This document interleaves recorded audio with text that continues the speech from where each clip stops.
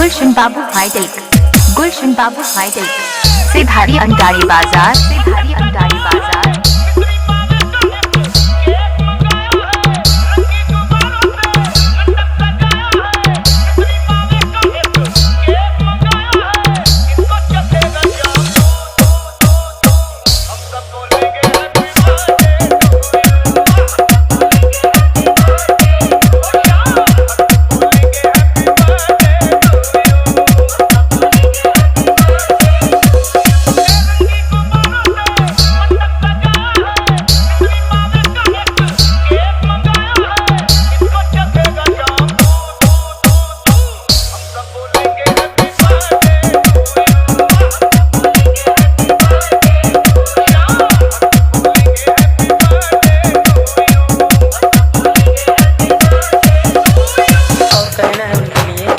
तेरे जन्मदिन पर मिले तुझे लाखों खुशियाँ, ऐसा ये सौगात देता है।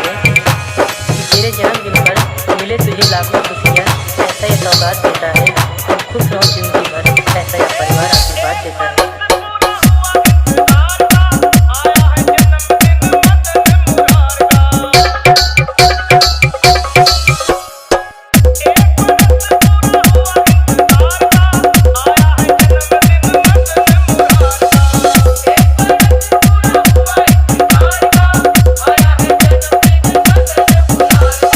गुलशन बाबू हाईटेक, गुलशन बाबू हाईटेक, गुलशन बाबू हाईटेक, गुलशन बाबू हाईटेक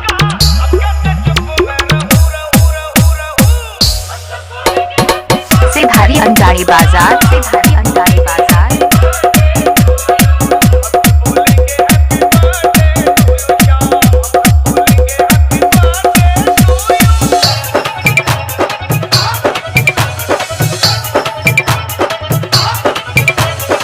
गुलशन बाबू हाईटेक,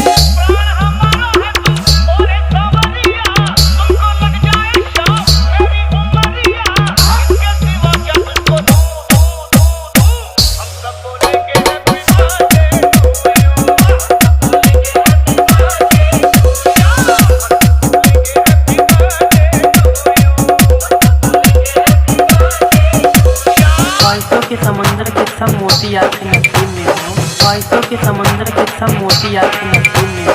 भाई आपकी हर खुशी हमेशा आपके करीब में हो, आपके करीब में हो।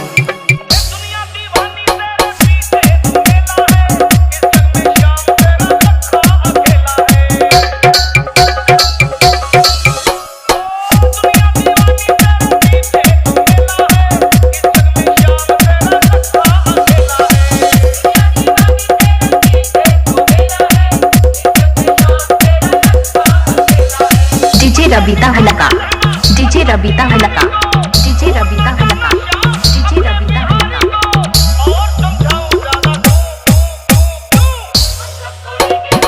से धारी अंटारी बाजार, से धारी अंटारी बाजार।